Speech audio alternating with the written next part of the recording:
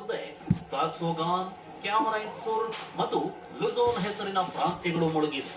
ನಗರಗಳು, ಪಟ್ಟಣಗಳು ಮತ್ತು ಹಳ್ಳಿಗಳು ಸಂಪೂರ್ಣ ನೀರಿನಲ್ಲಿ ನಿಂತಿವೆ. ಹೀಗೆ ಮನೆಗಳು ಸಂಪೂರ್ಣ ಮುಳುಗಿ ಅದೆಷ್ಟೋ ಮಕ್ಕಳು ಮತ್ತು ವಯಸ್ಕರು ಛಾವಣಿ ಏರಿ ಪ್ರಾಣ ಉಳಿಸಿಕೊಂಡಿದ್ದಾರೆ. ಪ್ರತಿ 2 ಲಕ್ಷ ಜನರನ್ನ ಪ್ರವಾಹದ ಕೂಪದಿಂದ ದೋಣಿಗಳ ಮೂಲಕ ರಕ್ಷಿಸಲಾಗಿದೆ. ಫಿಲಿಪೀನ್ಸ್ನ ರಕ್ಷಣಾ ಪಡೆಗಳು ಜನರ ಜೊತೆಗೆ ಪ್ರವಾಹದಲ್ಲಿ ಸಿಲುಕಿದ್ದ ಪ್ರಾಣಿಗಳನ್ನು ರಕ್ಷಿಸಿದ್ದಾರೆ. ಪ್ರವಾಹದ ನಟ್ಟ ನಡುವೆ ಸಿಲುಕಿದ್ದ ಈ ಶ್ವಾನಗಳ ರಕ್ಷಣೆ ಎದೆ ಜಲ್ಲನಿಸುತ್ತೆ ನೋಡಿ. ಈ ಪ್ರವಾಹ ಮತ್ತು ಭೂಕುಸಿತ ಫಿಲಿಪೀನ್ಸ್ನಲ್ಲಿ 46ಕ್ಕೂ ಅಧಿಕ ಜನರನ್ನ ಬಲಿ ಪಡೆದಿದೆ. ಸಾವಿನ ಸಂಖ್ಯೆ ಇರುವ ಅಪಾಯವಿದೆ. ಫಿಲಿಪೀನ್ಸ್ ಅನ್ನ ಹತರಗೊಟ್ಟಿಸಿರೋ ವರುಣಾರ್ಭಟಕ್ಕೆ ಕಾರಣ ಟ್ರಾಮಿ ಹೆಸರಿನ ಮಾರುತ. ಪೆಸಿಫಿಕ್ ಮಹಾಸಾಗರದಲ್ಲಿ ಹುಟ್ಟಿ ಫಿಲಿಪೀನ್ಸ್ಗೆ ಅಪ್ಪಳಿಸಿದ